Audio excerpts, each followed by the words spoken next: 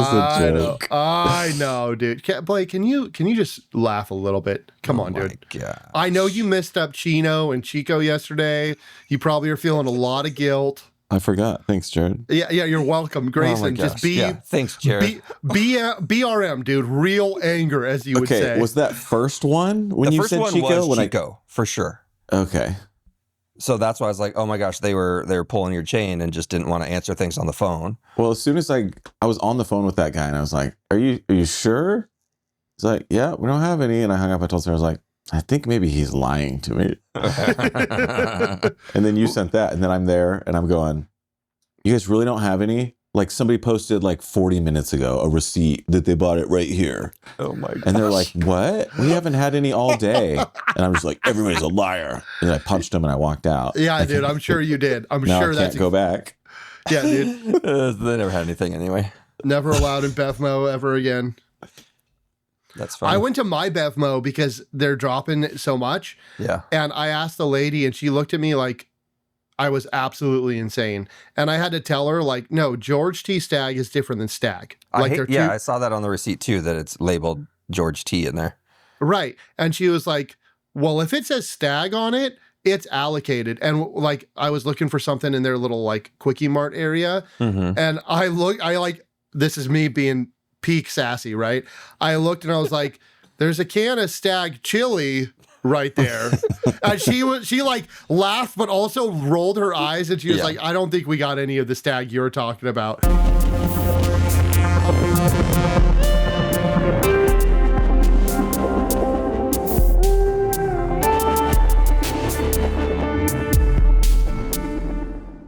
We still haven't even started posting more short form reviews.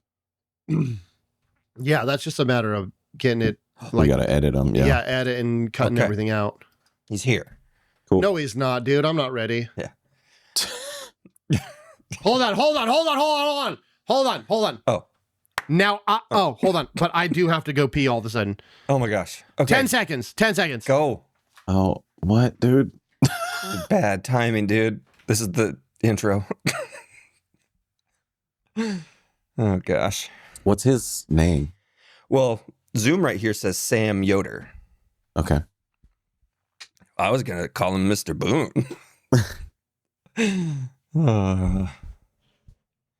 I feel bad. He's now just sitting.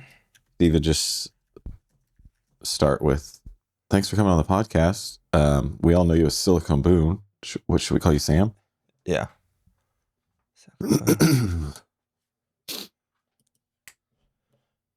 You ready, Jared? Come on, dude. Dude, I'm here. Dude, guys. I've been here the whole time. What are you talking about? I'm admitting. Do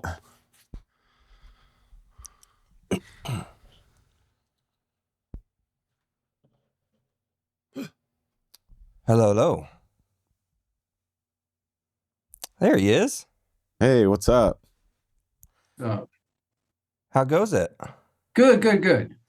Oh, there you are. You hear us okay and everything? Yeah, I can hear. I think I can hear. That's good. That's important. Dude, that's a cool room. Yeah.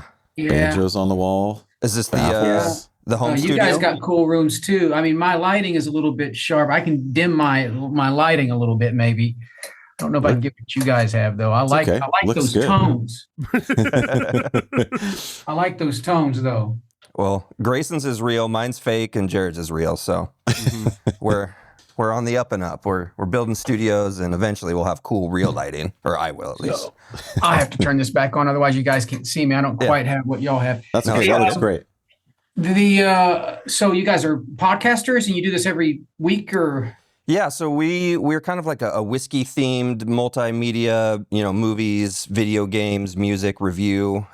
Grayson and I are brothers. Jared and us have been friends for over 3 decades, and we kind of were just doing this anyway. And then we're like, hey, let's have some fun, just record it and see if anybody's interested. So we try to get people we're interested in and find things that we're all have a community about, and just talk and chat with cool people doing cool things. Yeah. And you've been on my radar for the last 6 years, and we love the album and all that. And so, as you know, we've been going back and forth trying to get you on, and I'm super pumped that you're finally here today. Yeah, thanks for coming on. So Blake, the room behind you, you said it's fake, or is that? It is. What? How does it look so real? Is that AI? Is that a trick or something? It is, with a little bit of blur in there, and it's a green screen. It's got a green screen behind it. Currently, right in front of me, on the other side of the wall, I got an empty bare bones wall that I'm making into a studio at some point. Sure. I love the tones though. Oh, thanks. I like warm lighting, man. I love it. Yeah. So thanks for coming on. I this whole time, like, you're hard to find info about on the web, which is kind of cool. So I see on Zoom your name is Sam. Mm-hmm. Okay, I was gonna call you like Mr. Boone or Mr. Silicone. I don't know. Yeah, I thought we were talking to Silicone Boone today, dude. Who's Sam? Who's this guy? Imposter.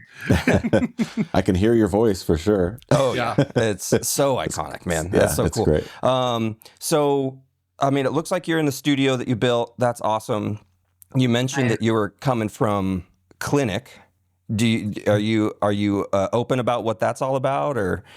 Yeah, I mean, I'll share. There's a time when I wouldn't have, but I'm in healthcare, so I own my own clinic. I work. Oh, cool. Every other Saturday. We're busy. We're slam busy. Yeah. Okay. We're so busy now. I mean, my patient load is so high that I don't have much time besides that and family, which is one of the reasons why I have not done much activity with music. I still write some. Yeah. Okay. But the idea of like doing another album at this point in my life, I just don't have the margin for it or the bandwidth. I don't even know if I have the drive for it right now. Honestly. Yeah. Okay. Yeah. And I mean, when your first album's that good, though, like, do you even need another? Like, sorry, I'm jumping the gun. No. Go ahead. We can get right into it. No, I just so Blake, we're pretty silly guys. So if we're too silly, apologize. I'm sorry, but it's who we are. So Blake apparently has been telling us about you for years. And then when you said you'd come on the podcast, he sent us an album link, and he says he sent it before, but I've pretty much only listened to your album this week. I listened to it 2 more times this morning while I was working out. Phenomenal, dude. Just a little bit of like, I'm going to get the fanboying out. What was the inspiration? Like, how are you a clinician in healthcare, and then all of a sudden you just write this incredible album? Well, I don't know. I mean, I'm in healthcare because I chose the profession to take care of my family, and I'm in a small town, so I had to pick something. But I can tell you this: like when I was going into graduate school because in undergraduate school I had an English major, so I took no sciences and no maths. I didn't have to. I enjoyed it, but I just didn't take it. I didn't have to. And so when I was going into healthcare, I had to have some biology credits. And the professor, it was just me. I was the only one in the class because I had to get like a prereq, right? Okay. Professor comes to me and says, hey, if you want to meet twice a week for a couple of hours a week for the next, 4 months, we can do that. Or if you'd prefer, you could write a paper for me. And I'm like, dude, you don't even know I'm a writer, right? So I was like, I'm going to write a paper. And then I said, do you mind if I write a paper about Mars and the potential for life on Mars? And he goes, that sounds interesting to me. So I wrote a paper on Mars, and that's when I wrote the song Mars right after I got that paper done. Oh wow. Dang. And it was a good paper. It really was. Like I've written some crappy papers, but that was one of my better ones. I don't have it anymore. I have no idea where it's at. Of course, it's out of date. That would have been in 2006 or 7. Okay. 2007, yeah. Dang. Okay, so you grew up. You're still in Kentucky, hometown, or did you move? I moved. I grew up in the Appalachian Mountains, but we now live in central Kentucky. Okay. Okay. Growing up, I think it's in the interviews and stuff that you've done, they've explored the Amish kind of upbringing. You left when you were 6. You started music maybe around 11-ish or so. Did any of that Amish upbringing, because you were so young when your family kind of left, did that have any influence like post that? What was the family life leaving? Absolutely. Yeah. I mean, you hear the phrase, you can take the boy out of the country, but you can't take the country out of the boy. Well, it's the same kind of thing. And especially with like my mom and dad were basically middle-aged by the time they left. And so you're not just immigrating from one group of people to another, which is what they did. But you're immigrating from a time of a way of life, like from another century Yeah. to another one. Yeah. And so you don't just shed that stuff overnight. Right. Sure. And we stood out. We especially when I look back, I'm like, wow, we really stood out. At the time, I was aware of it a little bit, but now I'm like really aware of it. You know.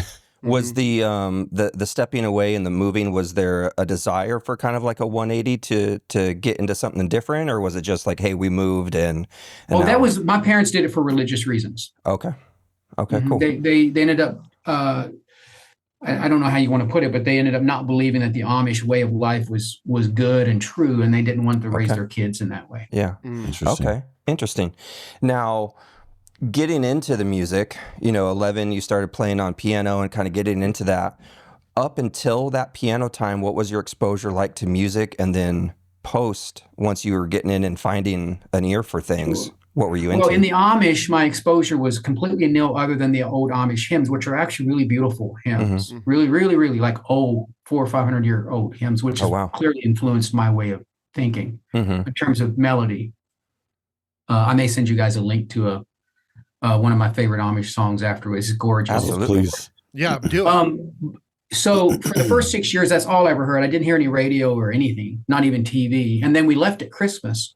So I go from that, and all of a sudden I'm seeing all sorts of lights everywhere. Yeah. And Christmas music. Tons of Christmas music. Yeah. And then we stared going to a Southern Baptist church. And so then I started hearing hymns, like the Southern Baptist hymns, which are probably 100, 200 years old. They're not super old. Right. But they've got a little bit of age on them. Yeah. And then so for the next, 5 or 6 years, that's probably mostly what I heard, unless I went to a friend's house. I remember going to a friend's house once, and I think he played a couple tracks of Poison, but I don't remember. I'd have to hear the songs to know which one it was. And then I do remember John Bon Jovi. Like, he was a big deal in the 80s, and this would have been in the late 80s or so, mid to late 80s. Okay. And I remember a couple of his songs that I heard, but I wouldn't have known them. Yeah. And we were told we weren't allowed to listen to that kind of music. So even if we did, we felt a little guilty about it afterwards, Yeah. Did you, guilt aside, did you go and try and seek some of that out as you got older? And you Not really. Okay. So Amish hymns, 400 or 500 years old, to little Southern Baptist or Baptist hymns, to little Bon Jovi and Poison. How did, when you were developing the reaches and you as an artist and all of that, how did you what was your influence to how you have such an incredible album right now? Like, well, first of all, thanks for the compliment, and I wished everyone thought that. Oh, I mean, it's truly great. I really do appreciate it. I did put my heart into it. Well, I mean, I'm not sure exactly what the question's asking, but I can tell you that. So as a teenager, we weren't allowed to listen. We still weren't allowed to listen to, like, even contemporary Christian music, right? Yeah. My parents were pretty strict about that. Now they weren't helicoptering, right? They didn't hover over us. So they trusted us, but we weren't supposed to be listening to that kind of music. And we occasionally snuck it in. But I grew up, so in my teen years, especially once I started driving and I had a radio that I could listen to, I discovered the Thistle and Shamrock. Actually, I was younger than that. I remember when I first heard the first thing. And I was so moved by the Celtic music that I heard that they came on 1 hour a week. And I had a cassette recorder. And so from the age of like 14, I would get those blank tapes and I would record a song if I heard the first little bit and I liked it, and then I would have something to listen to. And I did that for a few years. So I ended up with like probably a dozen tapes of songs that I'd gathered. Maybe I'm exaggerating. I don't know, but it was quite a few. Yeah. So many that when I would drive around in my truck, I'd have all these tapes to change out, right? So was that pretty influential in like your vocal style and how you... Oh, certainly. And the Amish too, once you hear an Amish song, you'll hear my vocal style. Okay. Yeah. Oh, that's so cool. Certainly. I'm excited to listen to some of that. And then also just the fact that I grew up in the foothills of the Appalachian Mountains. Yeah. Not bluegrass. I don't really even like bluegrass, right? Bluegrass is just an offshoot. But if you go back far enough into the kind of the hill country, the way people sing and intone, there's you can hear my there's even a musician called Ian Noe from Beattyville, which is like an hour from where I grew up. And he's incredible. I mean, I just love Ian Noe's stuff. Ian Noe, is that? But if you listen to him, you can hear similarities with how the vocals are delivered. Okay. So from music of the Appalachians to bluegrass, what is that offshoot, or what would be the main differences in those? Well, bluegrass was popularized and it's kind of become its own thing. Mm-hmm. I don't know. I don't want to beat up on it. I got some good friends who are great bluegrass players, and for people who love it, they love it. Yeah. Mm-hmm. But for old time music, which is what it's called, I hate that phrase, but that is what it's called. For old time music, it's not bluegrass. It's pre-bluegrass. Okay. And it's way more soulful. It certainly has more Black and African influences on it, and it has Celtic influences on it. So if you listen to some old time songs, you can pick up those influences pretty quick. Whereas with bluegrass, you can't hear those influences that much. Yeah. I mean, bluegrass can take a heavy metal song and make it bluegrass. You know what I mean? Yep. So it's just kind of as a factory. It just pumps it out. Yeah. Okay. So leading up to all this, was there like a specific, like an album that you heard, or song that you heard, or a genre that said, I need to do this. I need to make something now? Or not right away, but I can tell you that because I didn't grow up with contemporary music, I didn't know what a concept album even was. Yeah. But when I was in my 20s, someone turned me on to Gillian Welch, and I bought Time the Revelator. Okay. I don't know if you guys are familiar with that record or not. No. But I slammed that record for probably a year. And of course, I was, this would have been, I would have been 24 or something. And I remember saying to myself, this record is like a long poem, right? Now, I didn't know what a concept album was, but I just knew that I could start from beginning to end through that record. And it felt like it was just a long journey that was, full of texture and flavor, but it all belonged together, as if it was seamless. And then I had the same experience in 2008 when I discovered Phosphorescence Pride. And I had the same feeling. I was like, man, I loved that record. I don't know if you guys are familiar with it, but it's a concept album too. Matthew Houck wrote, produced, and played on the whole thing, other than I think one instrument. He hired one person to play, but he did it all himself. And it's a concept album. And that's when I began to understand what a concept album was. And then I thought, if I ever make anything, which I wasn't serious about, this is in 2008, I said, I'm going to make a concept album. That's cool. And then eventually what happened was I was hanging out with some friend, one of my friends, Matt, who ended up playing on the record and helped produce it. We were talking about some of my space songs. And I was like, you know what? I got enough space songs. I can make a record. He was like, you ought to do it. So that's where that came from. That was many years ago. So space songs brings us to Sagan and your interest in him and the writings and teachings. Once you found Pale Blue Dot, that's the name of the book, yeah, or one of them. It is, yeah. Okay. Was it just so interesting and out there, and just stuff you hadn't experienced before or learned about before that drew you right in, or what was it that? Yeah, certainly some of that. You know, we were sheltered, but not in a way that was oppressive. Mm-hmm. We were never discouraged from asking questions or reading. Like I read Hemingway and Faulkner and all sorts of people in high school, right? Okay. So I was familiar with atheism and agnosticism and all that. Mm-hmm. And so picking up Sagan wasn't the biggest threat. But what I found myself, what surprised me was I found myself saying somewhere inside of me that his vision of human future was more interesting to me and more compelling to me than the vision of human future that the Southern Baptist Church had given me growing up. Yeah. Which may not be too hard to do, nothing against Southern Baptists, but it's not like they're saturated in art, right? They're just not. Right. Yeah. And of course, Sagan is an artist. Like, even though he was a scientist, he's really kind of an artist at soul. And so he cast this vision of human future that was just mind-boggling to me. It was just the most beautiful thing I'd ever heard of. And it made me happy to be a human, made me wish I could live a long, long time to see these things come about. Mm-hmm. And I started writing space songs like right away. Oh, that's cool. So for him and that whole idea, it was more about the outlook on life and future and what could come, more than what religion was kind of giving you, I guess. Yeah, I mean, I don't think I'd had any real exposure to. I mean, religion gives a lot more than what I'd been given. Let's just put it that way. Sure. Okay. That makes sense. And I just hadn't been. I'd had some exposure, but it was minimal at best. Yeah. And this is my early 20s too. So okay, sure. Do you find that still holds true? Or are you kind of more?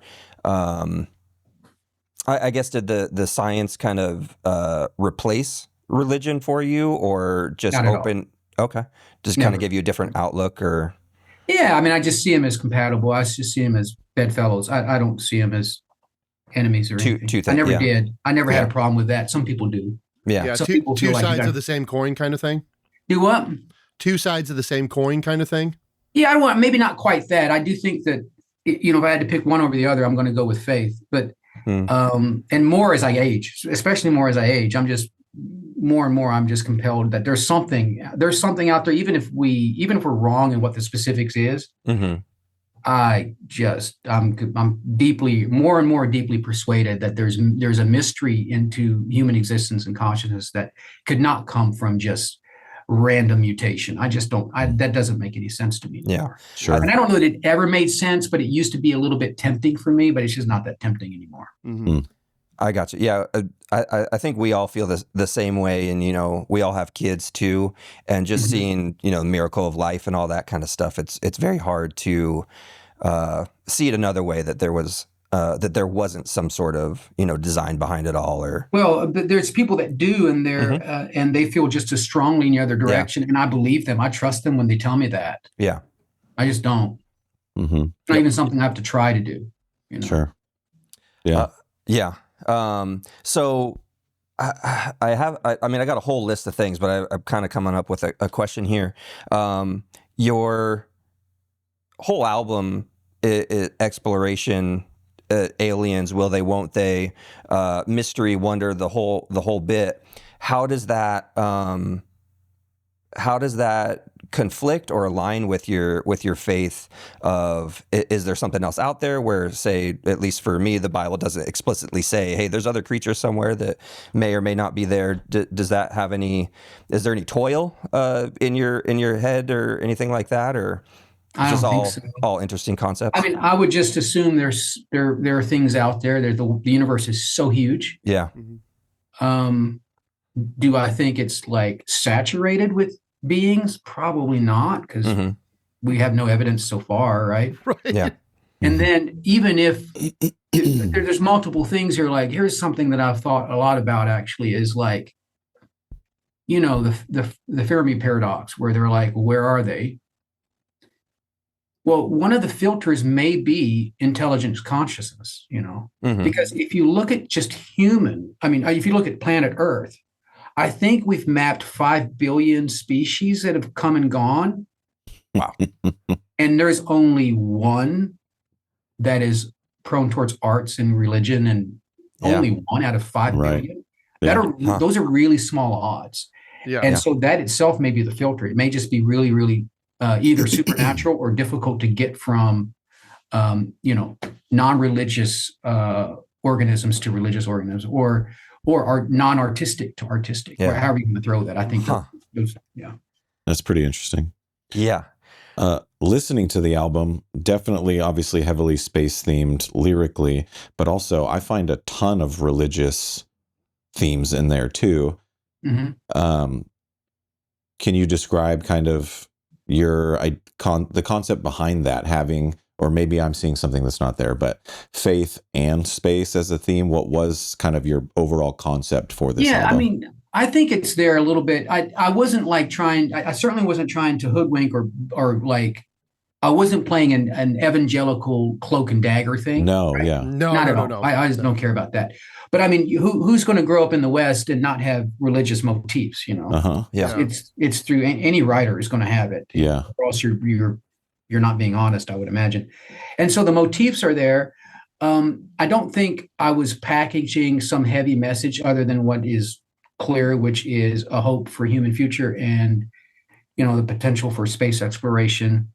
But the very last song, Born 2, would be what I would call the most religious of the whole bunch. Okay.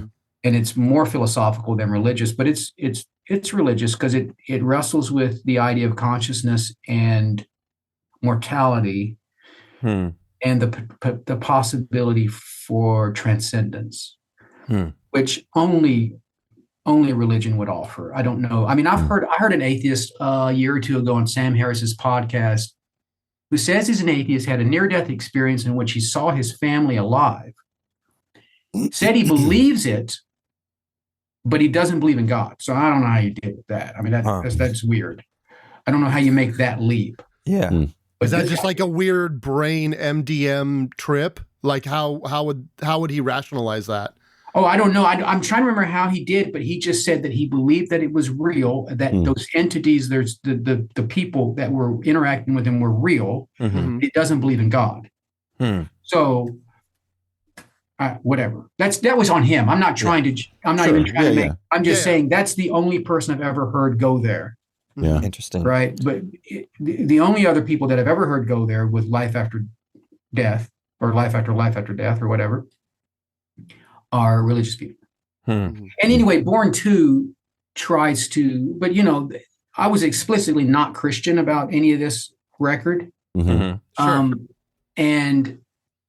Born 2 at the very last, what you hear underneath that big tidal wave, that tsunami of crushing music are like, I think 9 prayers gathered from around the world, from different religions and traditions, and including a Native American prayer and things like that. And so I purposely sang and wove those in there because I wanted to represent the human reach towards transcendence, right? The reaches. Yeah, that was one of the reaches that we make is towards transcendence, and so I wanted to put that in there. I saw Born 2 more as a classical work, like an opera or a symphony or something like that. Now I didn't have the means to pull that off, like instrumentally, the funds, whatever. But in writing it, I saw it much more in the tradition of classical music. Okay. Yeah. So you mentioned Born 2, which I was on a walk yesterday just re-listening to the album, and that one kind of caught me off guard a little bit. I think I've had this album for the last 6 or so years, and getting into, or I guess before we get into like production of the album, that song just kind of, you have such control over your voice, and maybe you had some help of some compression or something, but the way that it kind of weaves in, and your voice can be so powerful, and sometimes that'll like overmodulate a microphone or peak out, but between the mixing of it and the mastering and your control and just the whole orchestration of it all, just it weaves in, and it was just super, super cool.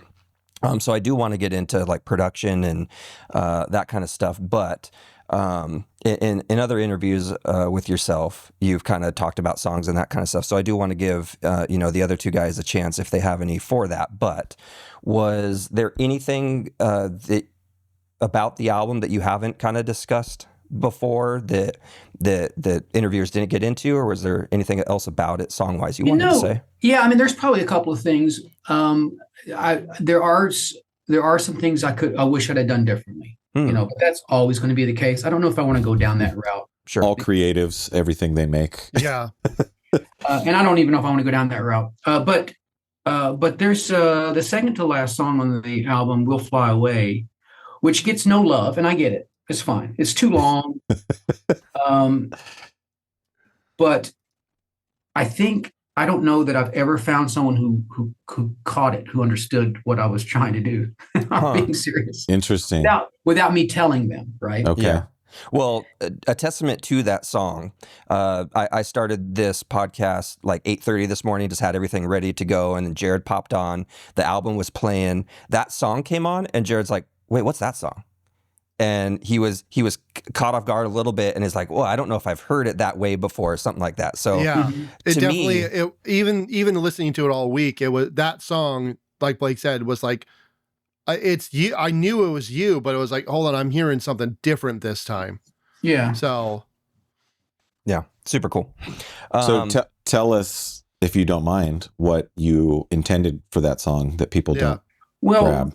The furthest I'll get is that I was trying to tackle the Fermi paradox, which again is the filter thing. Where is everyone? Right. Okay.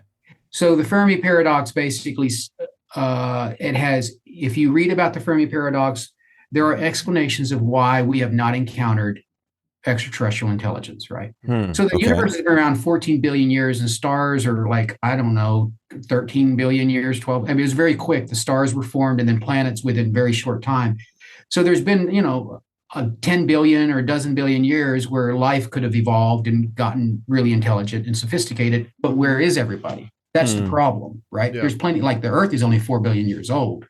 Well, planets have been around much longer than 4 billion years. So, and even if you just add 1 billion years to human, right? Let's say we survive and you add 1 billion years onto our lifespan.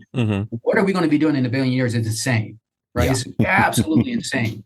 So, when you map that out to these potential life forms out there, it's like, where is everybody? So Enrique Fermi, asked that question. He's not the first to do it, but he made it famous.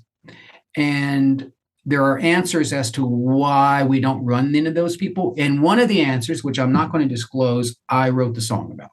Okay. Oh, interesting. Very interesting. One of the answers, cool. I was like a rebuttal to it. Okay. Yeah. Interesting. Okay. How would you describe your current faith? What is that? I'm Christian. Okay. I'm definitely Christian. And I was going to say probably, as I'm probably, I was raised, I grew, I was born Amish, and that's all I knew for 6 years, which you may say is not enough time, but it was enough time for me to realize what they believed, especially about hell.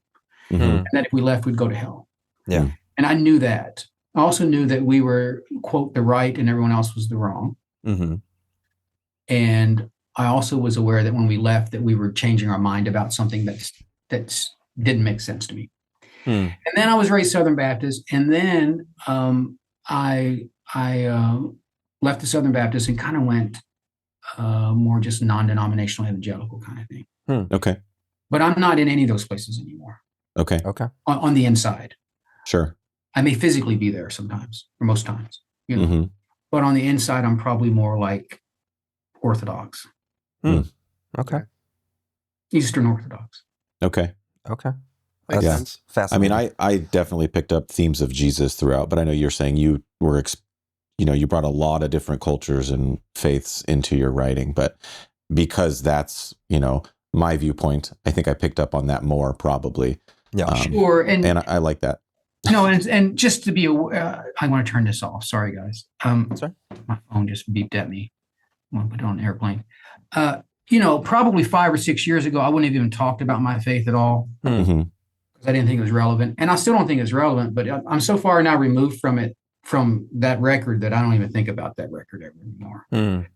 Just not relevant in terms of the music itself is something separate. Yeah. I mean, I see the Reaches as a work of art that I did the best I could do, and especially the moment I poured everything that I had into it, which is a wonderful experience to have. I wish I could do it again, but I don't have that propeller inside of me like I did at that time. Are you still playing just for fun? And I mean, you have a studio there, and you get to kind of get your creativity. I write probably a little. I write something every week, probably a little bit. I don't know. Right now I'm writing more religious songs. But it's what's holding my interest. Yeah. That's cool. How many kids do you have? We have 3. What ages?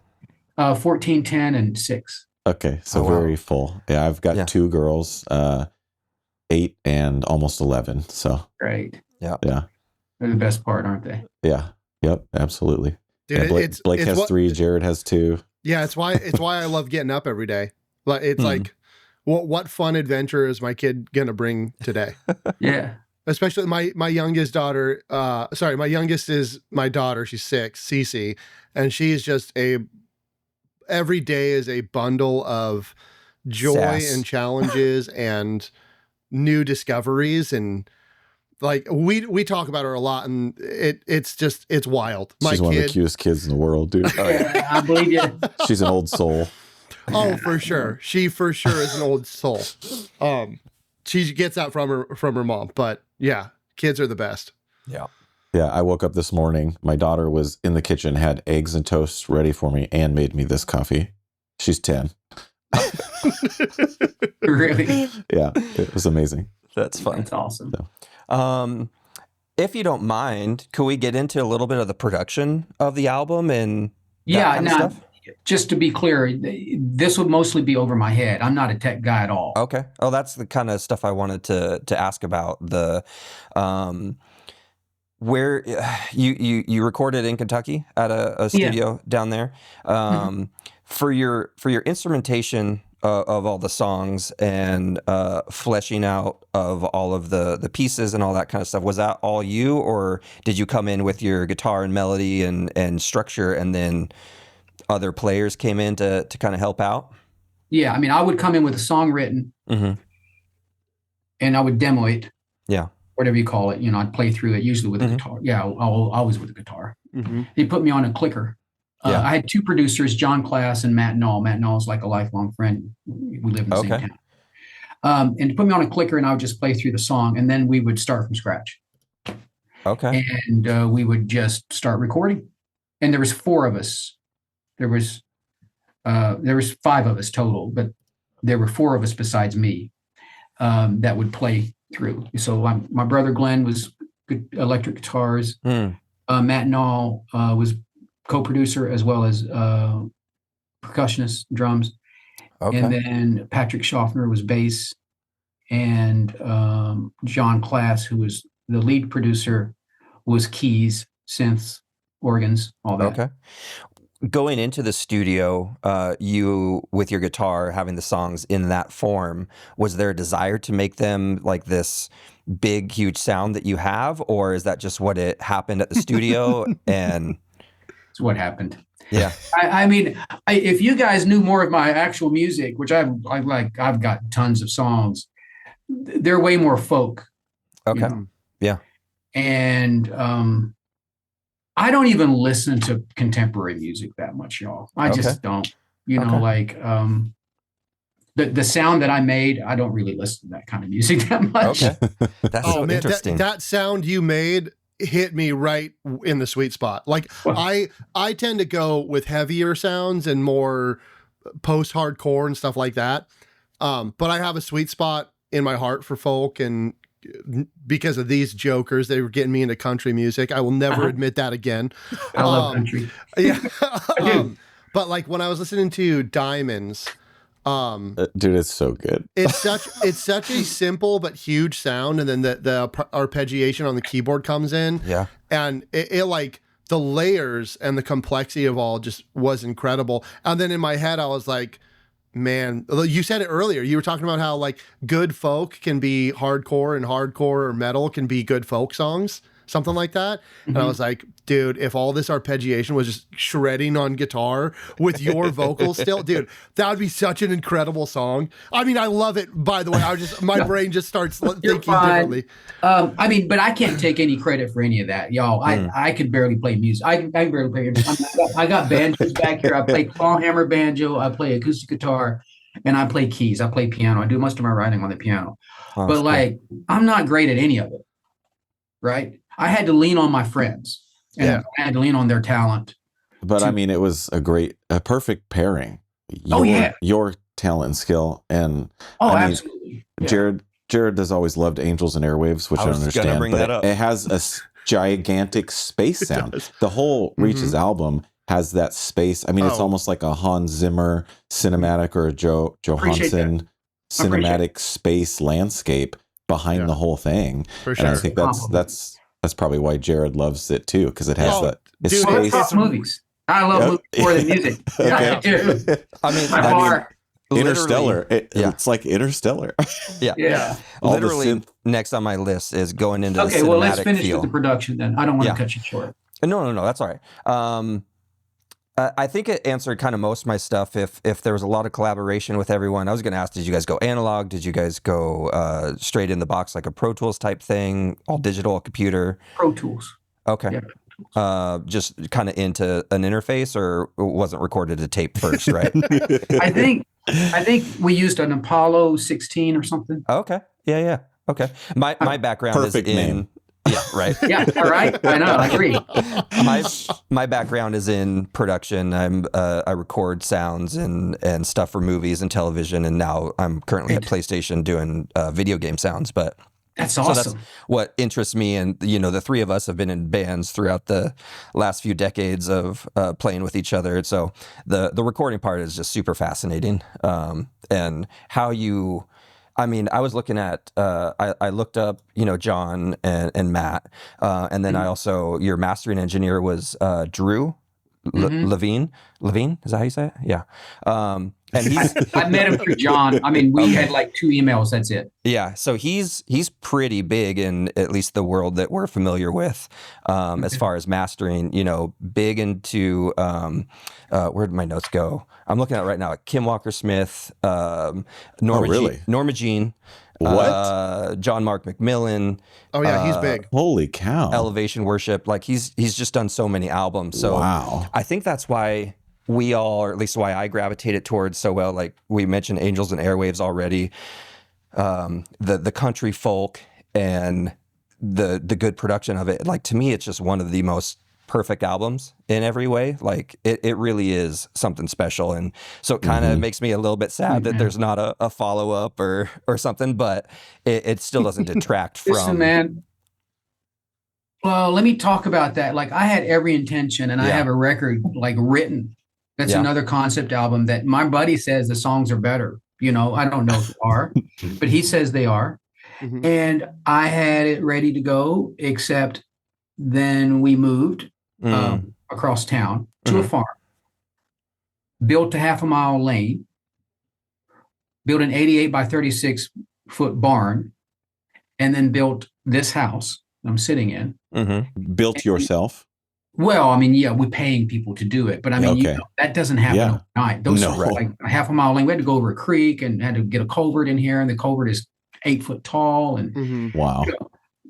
So there was a lot that happened from the time I released to a couple of years ago when I finally started breathing again. And and even then I'm busy, right? And I got a farm and I got kids. And then what happened was like, I got this record that I had every intention of making called Western Highway. And I believe in it, right? The bookends and everything, very similar to the Reaches. And then I was just like, I don't know if I want to do it. Because maybe the time had passed, maybe it just, and I don't know, I'm still, it's there and I could make it one day if I wanted to. Yeah. But then part of me thinks, well, there's 30 grand that's going to go into it, at least, maybe 40 now. I don't know what the costs are, but it's not cheap. Yeah. And do I want to spend 40 grand on something like that? I don't know if I'm not 39 anymore. I'm like 10 years older. And it's like you just change and your values change. Yeah, I totally get that. Yeah, I'm hoping that. I mean, I've read before that you said Reaches was a culmination of like 15 years of making that album, and we're only 6-ish from the Reaches, so we still got 9. You got time. You got time. Fair enough. But going into cinematics or cinema film, you mentioned to me in some of our chats that you've got a movie podcast. Can you explain your love of films? Is it or not a podcast? Sorry, a screening night with the boys where you guys take. I do. Once a month. Yeah, to me that's amazing. Like I was in the film industry, or I guess I've been in it for almost 2 decades, making films and doing sound and that kind of stuff. Anything you'd like to share about? I could talk. I can just go. So I love cinema more than any other art form. Okay. And didn't really get exposure to it until I was later in life, right? And like I still remember the first movie that actually impacted me, but by then I was like 17 or 18. And so when I am the only guy I know that did this. My old house, I built a cinema. And then at this new house, I built a cinema, and I have a cinema room, right? Yeah. Now it doubles as also a hosting room. Mm-hmm. And I could have built it in a one direction where it would have been able to host more like 20 people with rows and but I knew if I did that the room itself would be completely dedicated to only that one purpose. And I wanted to have a little bit more flexibility. So I've got a retractable screen, which I almost never retract, but I can. It's 170 inches, I think, in diameter or something like that, about 11 foot long, right? So cool. Wide. And I got Atmos surround sound, the full gamut. And I don't regret ever doing any of that. It costs quite a bit of money to do, but I use it all the time. And then, of course, I host all the time. Oh, that's and so one fun. of the things that we started way back, and then we went, this is through my wife's and our local church. It's an evangelical church. A couple of years ago, I was like, one of my best friends here in town is a cinema and media professor, Dr. Garrett, at the university. And I said, hey, why don't you host 6 weeks of cinema and you bring whatever cinema you want. Don't worry about us. As a professor, you bring the things that you think are influential and worth looking into. And of course, he brought some oddballs, including House, the Japanese horror film from 70. It's crazy. It's crazy. But anyway, when we got done with that 6 weeks, I said, hey guys, what if we kept doing this for once a month, but we just go down we had like 12 people that seemed to committed. I said, we just go down the list from oldest to youngest and everyone brings a film. Oh, it's so fun. And we get to the end of next year and we'll decide what to, and now we just kicked off year 3. Wow. That's so Wow. cool. This past Monday. That's so cool. That's so really the neat. oldest in our lot is in his 60s and the youngest is in his maybe early 30s or something like that. Okay. Can you give us a genre of, or like just a tasting of films you've watched during that time? Yeah, I wish, I meant to bring that because I keep track of them. Mm-hmm. But it's been so, we're obviously like now we're 30 deep or something. I can't keep them all straight. But the most recent one that we just watched the other day, which I'd never seen, I've been meaning to get around to. In fact, I own it digitally. I just I was waiting to watch it with friends. Mm-hmm. Was Singing in the Rain. Oh. And I really love Babylon from a couple of years ago, which Margot a lot Robbie of people, and Brad Pitt. Yeah, a lot of people hate Babylon. I understand why, but I think Babylon's brilliant. And I had no idea how much I knew it referenced Singing in the Rain, but when I was watching Singing in the Rain, I'm like, oh my gosh, this is definitely what Babylon is trying. What Babylon's trying, that last scene in Singing in the Rain, if you've seen it, is when the curtain goes apart. Okay. Mm-hmm. And because the girl is sitting there, she's lip syncing, right? Mm-hmm. And the real voice is behind her. I hope I'm not ruining it for you guys. That's okay. But the curtain opens up and then the audience sees that the real person behind is singing, right? Huh. And the Okay. one girl is lip syncing. Okay. To me, Babylon is doing that thing with Singing in the Rain. Right? Interesting. Singing in the Rain is the lip syncer. And Babylon opens the curtain and you see what's going on behind the curtain. And Right. I realized that the other day when I was like, oh, that's what Babylon's doing. Right. But that's the way I watch and approach film and things like that. So, I'm looking for symbolism. So anyway, that's one example. When I brought a film last time, I brought Let the Right One In, which is which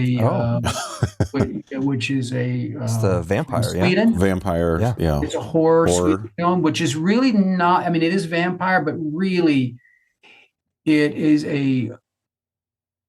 a comment on what happens to isolated individuals in their youth, right? Because the vampire motif, just what I love so much about Let the Right One In is they take a Hollywood motif or theme that is just ridiculous. Like vampires are always glory. Look at Twilight and whatever. They're always glorious, beautiful, right? Everything about them is sparkling. They're rich.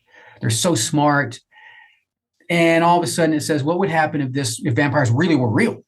Right? If they really existed, and then all of a sudden it gives us a picture of that, and then you see what really is it's a moral tale on what happens to people when they're isolated, especially when they're young, transitioning. Because this little boy is like going through puberty, and he has no friends, and his dad is a drunkard, and his mom is kind of not involved, and he becomes susceptible to this little child that befriends him, and you see the old man and the young man, and you see what he's going to become one day. It's just a brilliant it's a brilliant piece of storytelling. Yeah. Interesting. What was that first film you said that really grabbed you and got you into cinema? Oh, The Mission. The Mission. Okay. From 1985, Robert De Niro, Jeremy Irons, based on a true story of Catholic missionaries. Okay. Okay. I haven't seen it. I'll have to look it up. Yeah. Well, it's been so long since I've seen it. Maybe I wouldn't like it now, but at the time, I probably watched it 7 times in a row. And then the next film would have been Dances with Wolves that had that impact on me. And then the next one, even more so than the previous 2, which I still love and watch this film once or twice a year, is The Thin Red Line. Okay. Yeah. Oh. Okay. So when you're is that Terrance Malik? Yeah, that's Terrance Malik. Okay. When you're looking at or when you're watching a movie, are you looking at like the production behind it and the means behind it, or are you getting enveloped in the world, and can you watch it for a minute and just be engulfed in that world, or are you just looking for like what's trying to be said, or how do you watch movies? Probably all the above. Yeah. Probably. Okay. Yeah, I wish I could be a filmmaker, but it's a little late now. But if I could do anything again, and if I knew that I wouldn't lose my family, I wouldn't want to lose my family. Sure. Yeah. I would be a filmmaker. Okay. There's still But time. I heard Martin Scorsese say something that really bothered me. I can't remember how he phrased it, but basically it was this: unless you're willing to do anything it takes to succeed, you won't succeed in this world. That's what he said. Yeah. And I said, I'm not willing to do that. Yeah. I'm not willing to do that. Yeah. Coming from that world, I can definitely see how that could be true. Those kind of auteurs, filmmakers, and the ones that put everything in their whole life, you see that represented, that the filmmaking of their job is their most important thing to the detriment of, either personal health or family and all that kind of stuff. And that wasn't worth it. I mean, I've had a very blessed career in stuff, and I wasn't on that forefront of producing or directing or anything like that. But when I first started in this, I wanted to get into music production, that whole thing. But that lifestyle of a mix engineer, a recording engineer, is the late nights. It's at the behest of the talent or whatever, and found something that was equally great in film sound and stuff. But yeah. I just saw a great movie. I can't remember what it's called. It has Skarsgård in it, and it's along these themes. Has what in it? Skarsgård, the older Skarsgård. It's Sentimental Value. Have you seen that yet? Oh, yeah. It's great. Yeah. It's great. Yeah, it's great. So if you like that film, listen, man, there is a film director. See, I get into directors, right? Uh-huh. I got to look this guy up because I'm going to butcher his name.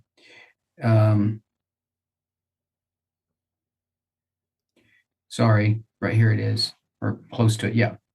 So I'm going to show this because I don't know how to pronounce the name. I'm just going to show it to the camera. Can you guys read that? Yeah. Yeah. Okay. Nuri, maybe. Bilge. Okay. Y'all, he's brilliant. If you like Sentimental Value, I think you'll like his stuff. Okay. So Jason, my buddy that teaches film, we moved through every one of his films, and all of them are masterpieces except for one. Okay. And the one that's not a masterpiece is still not bad. I couldn't believe it. Like we watched one and then we're like, that was so good, let's watch it. Then we, not the same night, but 6 or 7 weeks apart, we would just get together and watch. And we both liked it so much. In fact, just about a month ago, Jason was like, hey, let's give it another year and let's move back through his catalog again. Wow. That's cool. That's so cool. But he reminded me a little bit of Sentimental Value, except Nuri's dialogue is phenomenal. There's nobody that competes with Nuri's dialogue. Nobody. Okay. And I don't mean like Tarantino's dialogue. Tarantino is the best at dialogue too, but Tarantino he's entertaining and he's being funny and he's being quick-witted and all that. Whereas Nuri is philosophizing and his dialogue is so good. Okay. I'll check it out. Yeah. What's your favorite Terrance Malik film? Oh, it's The Thin Red Line. Okay. Yeah. Have you seen A Hidden Life? I have. Yeah, I think I've seen all of his. Yeah. Okay. I like that one a lot. Yeah. It's beautiful. And my favorite directors currently, because they change. I think right now Scorsese is probably my favorite current director. Okay. Because I find that I can rewatch his films almost within a week and still enjoy it as much as I did the week before. I don't, but I could. Yeah. Mhm. Yeah. And he's got a lot. He's got his little pathway. But I also really like Tarantino. Not a lot of people hate Tarantino. I really like his films. Yeah. Ever any interest in like writing like film review blog type stuff, or is it more just like you like to keep it with the buddies and that kind of thing? I've never had any interest in that. Yeah. Not really. Okay. I know we're nearing an hour, so I want to be mindful of that. I think I just have like 2 smallish questions maybe left, unless Jared, Gracie, you guys got anything else, and we can. I do kind of have a question. Yeah. And I ask this as I'm admittedly like the least interested in watching things of our group. Okay. Yeah, no, yeah. And like I've seen a few of the movies you guys talk about, and if it's really good, I dig into it a lot, right? But you are so passionate about this. Like what about a movie like grabs your attention and makes you think this is it? Right, because I like to I don't like to sit and just watch. Right. And it's a detriment to like my wife is like, well, you just sit down and watch this with me like all the time. So what is it that grabs you and help me engage more with film? I think you're perfectly fine, man. Jared, you're fine. I wouldn't worry about it. Everyone's different, and I've got friends who are like you. To get them to sit down and watch a movie, I'd feel like I'm asking them to, pull weeds. Yeah, or just like that's kind of how it feels sometimes. Profess blasphemy. Like for them, it's just like, but I just know there are people who love film, and I'm one of them. So when I listen, and I know this because when I listen to directors, they're speaking my language. I'm like, everything they say, I'm like, the way they behave about a film, the way they rewatch a film, or just rewatch a scene. Or the way they hold on to it for years, right? Or the way they go to make a work of art and they're like, I want to take this beautiful scene over here and I want to put it into my film, right? The way they do all that, just like I did with The Reaches. Like I did the same sort of thing in terms of writing. I had these writers that I really loved, like Matthew Houck, that I purposely took a line or two. And it wasn't because I was trying to steal and make it my own. It's because I was acknowledging how much I loved him, Oh, that's cool. And so there's something about when I watch directors and I hear them talk about their films that I'm like, I don't know. I just know I love it and I'm with them. And so when I watch a good film, and most films are not good, but when you watch a good one, for me, it feels like it elevates the world and makes everything more open. And all of a sudden I can experience things more and I can feel things more and I appreciate things more. And also, without doubt, for an hour and a half, 2, 3. I like long films, so more like 3 or 4 hours. And not only do I like long films, I make it an event. I plan a meal. I stop it and make a meal. And, I take my time. I rewind scenes. I watch it. So a long film could take me 6 hours to watch. And I'm okay with that. I don't do it every day. Obviously, I can't. I don't have that kind of time. Right. But what happens is that for that period of time, I have entered into an escape that is by and large a healthy escape. It's not like I'm cheating on my wife, or it's not like I'm getting, taking cocaine or whatever, but I am escaping, right? Yeah. I'm escaping from you know what it is? It's traveling. So in my job, I don't get to travel. Yeah. And I will down the road because I think we're going to pay off everything and then I'm going to have a little bit more freedom. But right now I don't get to travel that much. And the feelings I get when I travel are the feelings I get from a good film. Oh, that's so cool. So, okay, the way you described that, and I think it's music for you. That's exactly what I was just going to say. It's like music. What I remember, the way you were describing that is the first time I heard Angels and Airwaves' Love album. I don't know if you're familiar with them or not, but they like went independent. They set it out for free. My wife and I were just dating for like a month, right?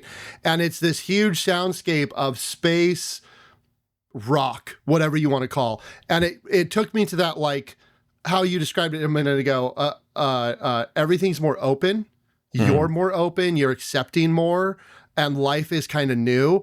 And I got hit from like, I think it was 20 seconds into the first track on your album, listening to the first time this week. It reminded me of that feeling of Angels and Airwaves, that giant, cacophony.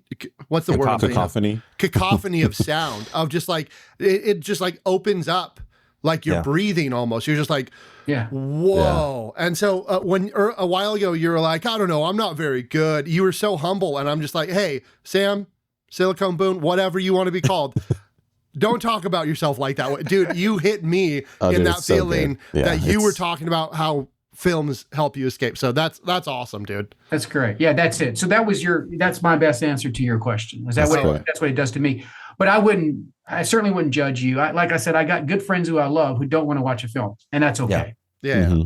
I don't know. Yeah. They made me watch, we were together like a month ago. And I was just going to ask if he was seen it. Yeah. They made me watch Project Hail Mary, and they were like, we have to see this movie. And I intentionally didn't know anything about it going in. And I watched that movie, and we left the theater, and I was like, I think that's the best movie I've seen in 10 years. Like, one, I don't watch a lot, but also it's such a good film. Have you seen it? Oh yeah. It's great. Did you like it? Yeah. Oh, absolutely. I love it. Yeah. Okay. And I'll watch it again. And honestly, I like it because now, granted, you guys might be scandalized, but I'm introducing my kids to some pretty heavy stuff already, film wise. But my rule of thumb is I need to be in the room with them. Right? They don't watch this stuff alone. But if I'm there with them, I'm a kind of a bunker. Right. Yeah. And I can pause and explain things and so on. But Project Hail Mary is one of those films that I know I can introduce to my kids and not have for sure. Yeah. Not have a care in the world. And it's a good story, and it's really well acted. Yeah. It's beautiful. Great cast. I'm sorry. Yeah. It's beautiful in every way. Yeah, it is. In every way. Yeah. Mm-hmm. Okay. So, last two quick questions. Being in Kentucky, are you into bourbon whiskey at all? Is that? Yes and no. I love it. Mm-hmm. Love it. But I don't keep it around the house because I'm more apt to abuse it if I do, and then I'm gonna pay for it the next day. Smart. Usually, we do these kinds of things in the evening, so we're either sampling something new. If we have guests, we offer to send them a sample so we can all do tasting notes and that kind of thing. So that's fun for the next time you're on. We'll maybe do it at evening time or something. But no, I would love that, and I would taste with you if I were coming back on, and I. It's not like I'm not a teetotaler at all. In fact, my fridge has beer in it right now. Right. Yeah. It's just that as I've gotten older, bourbon, I pay for it. Yep. Totally get it. I got you. And for us, 9 a.m. is a little early to do whiskey tasting, Yeah, that's a little too early. So last question, just a fun little one. What's next on the movie viewing list with the guys? Well, the next person bringing it is not shared yet what he's going to bring. So they usually just surprise us, which I like. Oh, that's fun. That's fun. Yeah. Okay. Can I ask one more question? Sure. So with your background in music and your clinician and movies and everything, I like to relate it back to kids. Like, what do your kids think of dad is a professional musician in another life, and he's this huge movie buff in this life, and he's working in the medical. Like, what do your kids think of what you do? Well, I don't think they think it. I'm just dad. Same. Yeah. Yep. Mm-hmm. Mike, we were driving just yesterday from lunch or something, and we were talking about a previous podcast that we had did, and the kids or my wife was telling the kids about some Star Wars project I had worked on or something, and the kids were like, "Wait, you worked on?" No, it was Thor. You worked on Thor, and I was like, "Guys, we've had these but they are just so in their own world, they don't know, figuring out stuff. It's fun." Well, and then your kids are, I don't even remember the details now, but our oldest, her name is Snow. We just got her a phone, and I downloaded Spotify, and I got the family plan or whatever so she could have her own. And I was going through her playlist, and I think there was one or maybe two Silicone Boone songs on there. And I'm like, "Oh, you like this song?" She's like, "I like that one, but not the other ones." I'll regularly tell kids about like bands I've played for or projects I've worked on musically, and they'll still be like, "Dad, did you really play with this guy? Right. Did you really do?" I was like, "Yeah, your dad used to tour, and I got around earlier." So that's super cool though. It's fun having that compartmentalized, like you have the memories and the joy of that labor of music and creation, and then your kids are always just like, "Your dad, like why?" Right. Yep. Dad doesn't do that. What's going on? So, yeah. All right. Well, This has been Sam, awesome. Thank you so much for doing this. It was an honor. It was super insightful. Yeah.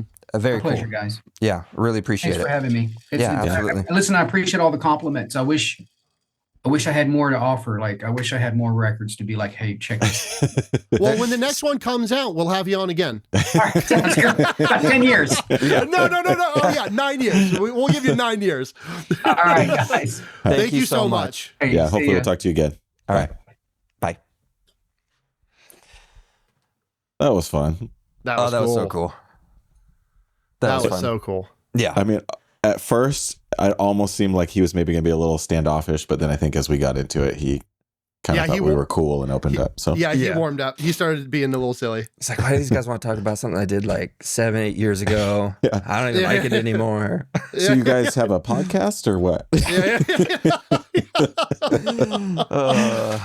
And that's what I was telling. I think I was telling you, Jared, before Grayson got on. Like the beginning of these things, it'd be so different, like in person to have that introduction. But once you're on and somebody just pops into like a waiting room or whatever, it's just like so like, okay, we're started. Are we on? How do we do this? Yeah. At all. That was all. Well, it's the difference between like meeting someone and they're a total stranger on Zoom. Right. But then by the time we'd start filming, it's like, oh, we've already goofed around with this guy and he gets us a little bit and we can just go right in. Yeah. That was fun. He was so cool though. And his humbleness, his whole like his honesty, his humbleness, he's like, oh, I just play acoustic and I'm not very good. Right. Bro, your album says otherwise. It's crazy. Yeah. The whole it's I was thinking as I was on a walk yesterday listening to this, going back to our other conversations of like, okay, what's that one perfect album that you listen to anytime or whatever, and I think we had some of us had agreed on like, He Is Legend, I Am Hollywood, was just like front to back perfect. This is another one of those. It's really good. Yeah. Oh, dude, I'm not kidding. I've listened to it so many times this week. This is gonna be on repeat. My kids are going to know these songs. Yeah. Because I'm going to listen to them so much. Yep. Yeah. So, I mean, Found You is probably my favorite. By far the standout of the It hits the so hard too. Yeah. And then Diamond is really good. Dude, Diamond, that dude, I'm telling you, like, I hope he didn't think I was insulting him, but like he didn't. No, that big swell at the end and all the arpeggiation comes in. I'm like, oh, this is incredible. And then I like started like headbanging along to it between my sets this morning. Like it was like a metal chug and dude, it'd be so why sick. I was so surprised, Jared. Like, I know your love of AVA, and when I sent this to you years ago, I was a week ago. super surprised that you didn't latch on to it sooner. Dude, it's so good. Yeah. It's so spacey. I had no listen, Blake, if all of your music recommendations were that good, I probably would have listened to it sooner. We're just used to so much garbage. Yeah, dude. A bunch of beep, beep, boop, beep, beeps. No way, man. Oh my gosh. You guys are dumb. Oh my goodness. Dude, that was so fun though. This is Threshold.